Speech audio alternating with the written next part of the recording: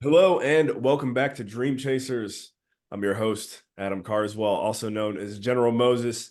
And on the note of General Moses and music, we have another fantastic artist with us here today, a tool room, as they say, a leader of the new school, kind of a part of the alumni with myself in that realm. We've got DJ Matt Reid with us here today. Matt, thank you for coming on the show. And I guess just to kick things off with our listeners, could you let us know how did you first run into Tool Room? How did you first discover the label? Yeah, well, it's good to see everybody. And I was one of those stories where, commuting every single day in New York City, COVID hit, and all I wanted to do was get back to my roots. And at that time, I decided to get back into music and had no clue what a DAW was, had no idea what programs to be using. And so I did some research and came across Tour Academy where they would actually teach you about Ableton. So actually, um, just by doing some research online, I love tour music from for years.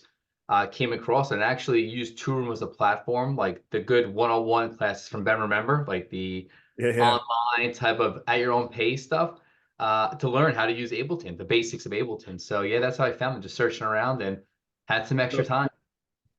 similar journey for myself. But one thing you said there though was yeah, I got started with the Ben Remember. I forgot that it was him teaching it, but yeah, the Ben Remember kind of like coursework. And I remember Carly was the one who was kind of front facing to clients at that time, and she was like, "We can." She was being very nice, but she's like, "We kind of see where you're at from a skills perspective. Please do us and yourself a favor and go through this before we bring you into the intensive one." Yes, Um, yes. and so yeah, so I did. So I started hammering that away. But you mentioned also that you knew of the label before the academy. So how did you first? What was your first tool room track that you ever heard or that stuck with you? Yeah. I have to think about what that is, but I prior to producing music, I was always a DJ. Okay. I started off DJing at 12 years old, and that was my career. That was like I wanted to be a DJ, club DJ, and years ago, that's all I did was DJ private parties, DJ clubs in the area. Got to do a little bit of traveling while DJing, and that was my whole thing. So I played tracks from Tour. Mark Knight was obviously a huge person I looked up to, as well as there's a handful of other people from back in the day.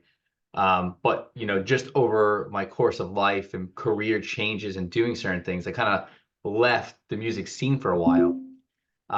So when things started happening in 2020, I decided to just start to like, hey, I got some time back. Let's get back into it. So I don't know if there's like a specific song or anything from back in the day, but just Tool has always been an iconic record label.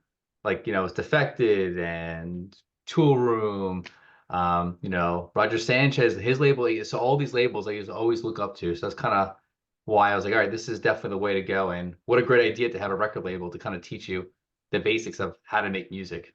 Right, right. Okay, cool. So yeah, I wasn't sure. I didn't know you already had that DJ career kind of built up before you pursued the production. So what would you say changed the most for you? Obviously, you learned how to produce at a more professional level. And by the way, guys, go check out. You might even have some new tracks out since since the last leaders in the new school. I got to do my homework there. But "Lift Me Up" is a banger by Matt. That I saw you hit. You Let's actually just talk about that too, real quick. Beatport charts. You hit like number one, or you were up there. Like, what happened with that track? Yeah, the track came out. That was actually a track I made. I kind of made in Tool Room, which is a good story because in my first course with Tool Room, the live courses with Ben Remember, and the whole thing, on the production certificate, I made that track, and it was actually a different vocal. It had more of a funkier vibe and not so much the hard driving kind of sound. Yeah. And I actually tried getting that track signed a couple of years ago, and I made it, and nobody responded back to me. No, I actually got something like, "Oh, cool track," but heard that vocal before, and I was like, "Okay, cool." And I actually sat in it for a while. And about a year ago, I said, "Let me revisit this track again." As I've learned more, I've taken some more courses. I did the um, Creativity Unlocked, all that stuff. So let me go back and revisit this. So I went back and revisited the track, and said, okay, cool. Like this is a cool sound, but guess what? Like I don't like these funky vibes. Let's get some more techie driving sides. Like started getting reference tracks, and all of a sudden found the new vocal. And I was like, okay, let me send this back out. And actually, funny story is I did send this track to another record label, a smaller record label than Tool Room, and they actually declined it. And they said, That's funny. nah, yeah, it's not for us. I was like, okay, cool. And it just so happened, I got connected, a little more Tool Room, some people sent it off to them, and all of a sudden I got the, yes, we want this for the Tool Room, Tool Room Academy compilation. But the question you're saying is, just the charting. But yeah, it just shows you it Right. got denied. It charted, but yeah, track source. It was it made Beatport in the top 100 for tech house. I think I got up into the 70s or 60s, which is pretty good accomplishment for just how much tech house music comes out from some big players. Right. But on the track source side, I mean, it was charting for over 90 days on their top 100. I think it got up to number 6 on the top 100 Yes. for tech house for track source, and it's astonishing how just even now you're 4 or 5 months after release, there's some days it just pops back up and it's charting again out of nowhere for a couple of days and comes off. So it's a cool track, and it had some good support, but it's a crazy story how the song came around and where it ended up at. Well, the hook on it is so addictive. Um, I can hear it clearly playing in my head right now, and it's interesting how influential that hook is. And for you, it's that you didn't find that piece until you said 2 years ago. Maybe some foundationally the track was the same, but that is what changed everything. What was the secret to finding the right vocal, the right hook? So it's actually probably the simplest thing I ever did, and it was I went into so the vocals from Splice actually, I found it on Splice, and the vocal originally was from a sample pack, same vocalist, but it was already used. So I was like, okay, well, I know this the vocal I kind of want, the powerful diva driven vocal. Now, how do I find something in that sample pack that can fit what I'm looking for? So literally started just going to that same sample pack, found the same key, and I was like, boom, we got it. And I was just like, holy shit. So sorry for cursing, Oh, but you're good. where it was pretty much just just searching, going back to being very simple, going back to what was working for me, and found the new vocal and added it in, and yeah, I got that. It just Yeah, I very think simple. that seems like where the diamonds in the rough can be sometimes if you're going the splice route, which is totally at this point in my career, totally my my vibe and my cup of tea. Um, Yeah. there was one vocal I was working on a song idea the other day, and I'm like, man, I really love this. Like, I gotta see whose pack this is because I was just kind of just going through, got the details, saw who the artist was. I'm like, you know what? Let me just check out her Instagram, see like what's going on here. And literally, her most recent post was like a song by someone who has like 3 million monthly listeners on Spotify. Just use the same vocal. I'm like, I'm gonna have to dig a little deeper in this pack now, Yeah. So that's funny. What would you say, like, have you noticed is the biggest aside from the production piece, so maybe like the just the gigs and whatever has come with it for being a DJ, what's been the most noticeable change for you from like before the academy and after? Uh, it's such a good question. It's prior to Tool Room, I've had some releases, right, that I thought were good, and now I look back and I'm like, they weren't really that good. Um, but really, the Tool Room helped me when it comes to like the sound, like getting the right sound. Mhm. And I noticed a lot of times I would make tracks, and it was just sounds good to me, but it was like the wrong sounds with a tech house track. Like you have some cowbells in the techie, and it's like that doesn't kind of go. It's more of a disco-y. So I didn't really know what the right type of feel was. So like picking the right sounds was like obviously one of the biggest things for me, and referencing. Like I know people talked about even prior to them, like reference tracks, not copying tracks, but just listen very closely on like the sounds they're using. Like you want this type of vibe, what type of drums are they using? What type of kick are they using? Like trying to use the right elements that work into your track. And that's what really helped me too. It's just figuring, what is the right sound? And when you get the right sounds, things are just so much easier. There's less tweaking, there's less, people talk about, we like to make our own note sounds. It's like, that's great and all if you can do it, but like there's other ways to go about it to get a good sound and get things done. So yeah, referencing is huge for me now. Everything I do has a reference, couple reference tracks, and just making sure it's the right sound I'm using. And then if you do those things, really help me escalate my music career. And yeah, and I think along with that, you kind of alluded to it, is finding your sound. And I Mhm. know I guess I'm kind of lucky that I started with the academy before I really tried anything serious. And then I knew from because that's like day one when you go to the live course, they're like, what's your sound gonna be? Adam, Yeah. like, what is it? And you're like, oh shoot, I just like I came here just wanting to like make cool music like Eli Brown. I guess I never really thought about this before. And it's just so important to like my buddy, I'm sure you've seen her name popping up a lot lately. She's doing great. Nausicaa, Hmm. she's out in Yeah. Italy. She just had another one come out on Tool Room, and I'm like, man, I didn't even need to like see that that was her to see it was her track. And like once you kind of get to that level, then I just feel like you're cooking with gas. So that's why they hammer that into your mind when you first start in the academy is like you got to find your sound. So Oh yeah. for you, what do you feel like now that you're getting the elements right? What is the Matt Reid sound? Is it kind of revolve around the would you say like the diva soulful vocals, or what are you kind of going for right now? Yeah, it's I have people have multiple times said it to me, you have this chunky sound. And it's just like a chunky-ish driving type of feel to it. So everything I have is a very chunky. So it's a lot of like, drum driven, cool, kind of chunky type of feel. But I think that a lot of that comes from like some of my roots, like, even though I'm not that old. I love disco music. I just grew up with like loving the disco vibes, instruments, and things like that. Actually, the stab in my track that came out in Tourum is actually just a snippet of a sample from a 70s track. Don't say anything. But like it's just a sample. I kind of tweaked it a little bit and just found a cool sound that can make something else. I've always had this disco-y type of feel.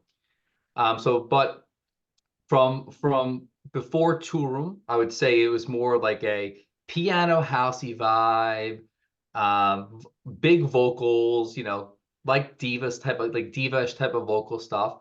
But now I still have that, but I'm more of a driven pump. Like if you heard in a club drop at 2 a.m., you want to throw your hands up and sing along.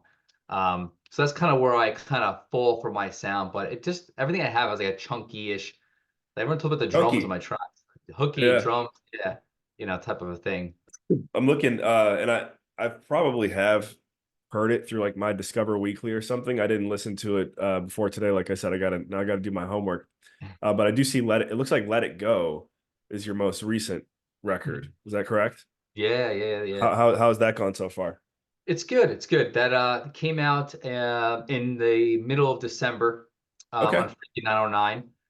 Freaky 909 was actually one of the labels I've always wanted to be on, so it was really cool, to get response back that they were interested. But that track came out. That track was actually signed over almost a year ago and just came out in December. So, but yeah, it's a good track. It did chart a little bit on Beatport a little bit, and then also we hit like I think about 60,000 streams already on Spotify Yeah. for the No, track. you But it also has that kind of diva-esh vocal, has an old school kind of organ, kind of like stab to it to keep it going. But drums and all that type of stuff. So it still has that chunky-ish organy, almost like a 90s type of a house track to it. I've got it. It's added to my Spotify queue now. And I think you're actually closing in on about 80,000 Oh, streams on Spotify. So there you go. I like Looks like well, and I know with the Tool Room compilation, our tracks were kind of released in ways where like this one has 50K, this one has, whatever. But it looks like Let It Go is like really doing well right now, at least on Spotify as far as total streams. So um now you mentioned before we went live your background in IT sales, and I really felt like I bonded with Redux Saints on this one, where I'm kind of coming into this realm from just a different background. You meet people who, well, I guess in a way similar to you've been DJing since they were 12, or maybe have like been really just hitting this full time, taking every gig they could get on a Friday, Saturday, Sunday, whatever. As soon to be dad of two as well, it's a little tougher to maybe navigate that at times. So, I guess tell us just like what does your daily life typically look like? Because I'm curious too. I'm always trying to squeeze music in where I can, right? So like, what is yours? How does that look like for you? It's it's been different, let's say, the last year or so. Some of the people may know that, I have a 1-year-old daughter now that just turned Congratulations. 1. So, prior to her, being born, I had a lot of time when it came to focusing on music. I think I had like 8 or 9 releases a year for music. And, once she was here, it just things have changed, So obviously I don't have as much time as I want in the studio. And, but my focus has always been like, I get up early no matter what. Weekend, weekday, I'm always getting up at least by 6 a.m. Oh, I try to nice. find some time to get a quick workout in. If I have some time, maybe get into the music, do some type of, production. And sometimes just playing around, sometimes just trying to find sounds. Sometimes it's just creating hooks, like just trying to figure things out, just get ideas going. Because over the course of the year, like, you'll see as people starts producing, like you go through different type of phases where it's like, sometimes I just don't feel creative. I don't feel like I can make a sound. So it's like I like to create ideas. And then when I'm in that mode, I go back to my ideas I've already created. It's like I have a starting point, and now how do I make a track out of this idea? So, my focus now with having a kid, full-time job, just to end his life to begin with, things you gotta, your own things you gotta take care of. I'm trying to really focus on releasing just a handful of tracks now. So maybe it's like 4 or 5 tracks a year and that is it. But good music constantly, making sure it's the right track, and things like that. So, but yeah, the last couple months really haven't, I think I've been in the studio maybe What? once in the last 3 months. Yeah, yeah. Well, I think it's from what I'm hearing from you, and again, really for me, it's all I know. But it's like when you do get those moments in the studio, uh, it's just it's a golden moment. You want to put everything you can into that moment because you don't know when you're going to get the next one. And I would argue it probably helps you make better quality music, even though the releases might be less. And yeah, I think that also just being able to like I'm not waking up at 6 a.m. every day, but maybe I will now, so I get that extra hour. Especially once, well, I will be up at 6 a.m. with with a Uh, newborn in a moment, but Maybe 2 yeah, a.m. it's super relatable. How is it at do your coworkers know about Matt Reid's skills behind the decks? Um, Believe it or not, most do not. And it's usually one of those things where they ask, like, talk about something that that you do that no one knows, or like a hobby. And I tell people that I'm a producer and a DJ, and they're like, "What?" And I'm like, "Yeah." And I just go back and yeah, like, that was my first thing. That was my first gig, like DJing clubs, parties, everything. And then everything led me to being in sales, where it was technically when you're producing and you're trying to DJ clubs, you're selling yourself, right? You're selling yourself to a promoter, you're selling yourself. So it was always like a selling. And so going into sales was actually just kind of like an easy path for me. But actually I get to DJ next Friday in Austin, Texas, actually gonna be DJing. But it's my Sweet. company's annual sales conference, Oh and yeah, nice. it's That's a awesome. couple hundred people. They rented a club, and I'm gonna be performing, at the That's club, which so would be pretty sick. cool. What day? Yeah, it's Friday the 26th. Okay, Um, but it's for company only though, right? Can anyone attend? yeah, yeah, yeah, yeah, You go to your again, pull up your Spotify. It's like upcoming gigs, company yeah, yeah. party. Upcoming Man. gigs, a lot of content. That's great though. That was gonna be my next question is how are you managing gigs with being present as a dad too, right? Because for me, I Mhm. haven't really gotten to a level where I've gotten offers, but I think it's kind of getting to a point where it's like I gotta say to my wife like, hey, look, we're gonna make like at least 5 grand or whatever by me going Yeah, to this instead of like, hey, I'm just going to get my name out there. Like right now, that card doesn't work. So, um, what does that look like for you? Because again, I'm also just kind of curious on for myself. yeah. I last year it's changed, right? Before this, before having a child, it was, yeah, my friends would say, hey, you want to do a guest spot at a club? I'm like, yeah, absolutely. Sure. Go out and do stuff, DJ, whatever it may be. But now I've been more on the focusing of producing music, if anything.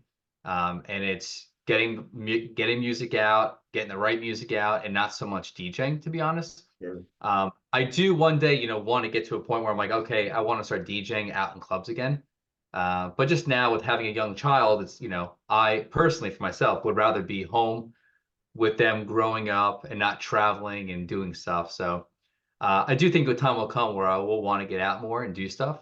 But also I want to say I'm picky. I also want to make sure I'm doing the right events as well too. So that's important for Right. me is that I don't want to just go DJ for no reason. And so I want to make sure it's the right events, to be worthwhile my time, and you know, it's going to help me in the future, type of a thing. So I think I've probably said it on like most of the interviews we've done here with the kind of the tool room vibe. And I'll just never forget the one time that did get to pick Mark's brain a little bit. I'm like, what do you recommend I focus on that you think maybe I'm not seeing? And he plain and simple, he's like, focus on the music. mhm, And I remember in the moment, I'm like, I don't really know what that means. But then I've had time to really think about it. And if you look at his body of work and anyone who's a successful DJ producer, by consistently focusing on putting out a quality product, that's going to open all the rest of the doors for mhm, you. So to hear you say it too, I'm like, yeah, I think, just focus on the music, get the music out yeah. there. What is, and we'll bring it down for a landing here now, but Matt, what is, on the note of playing gigs, what's your dream venue? What's the one gig you're like, man, I would love to play there? Ooh, I mean, it would have to be somewhere like either somewhere in Ibiza, summertime peak hours at, one of the clubs, Pasha or something. Um, or like, my vibe is very housey too. Like I love house music, and I see all these winter parties on top of mountains where everyone's just like, partying on ski resorts and stuff, which seems pretty cool. But it would just have to be somewhere in like either something exotic, like in a tropical island like Ibiza, partying, or just something like that. So, but yeah, big main club, main room, peak hour. Ski resort, are we thinking outdoors, like during the day, or is like a I'd have to go get a visual Yeah, for yeah, it. yeah. So like I've seen so many videos like last couple of years of just daytime parties at ski resorts. Like I think David Penn's playing, one like today or tomorrow, where it's literally on top of a mountain, and people are just partying and drinking and dancing, and then they go ski to the mountain. It's just the atmosphere of being like in the Alps, while playing, at a ski resort. But hundreds of people still packed, packed, and you know, um, yeah, it'd Great, probably be something pretty cool to do. great social media footage as well. All Yeah. right. Well, Matt, thank you for hanging out with us here today, ladies and gentlemen. DJ Matt Reid, go check him out. We're going to drop some links in the show notes. Instagram be the best way for people to follow you. Yes, Instagram. Cool. All right. So check him out on Instagram. Give him a follow. Check out all of his upcoming. What do you got in the works this year? Anything signed yet coming out this year? Yeah, so I have a track coming out in March. Very Don't know the nice. exact date yet. It's a remix I did, and it's on DJ Dove's label. So I don't know if you guys know who DJ Dove is, but he's been one of the people I've looked up to, from back in the day. And this is my second track on his label. Nice. That'll be Nice. coming out. And then I am in the middle of a track right now that I've had the idea I'm working on. I have all the main elements, and now it's just kind of finishing out. So I do think that'll be signed in the next month or so. So I'd Nice. say Okay. by summertime, springtime, you'll start seeing some new music coming from me. Perfect time for new music. Yeah, exactly, exactly. All right, Matt, you're the man. Thank you for investing your most valuable resource with us here today, your time. And ladies and gentlemen, thank you for tuning in to Dream Chasers. We'll catch you in the next episode. Remember, in all you think, say, and do, take it to the next level and stay dangerous.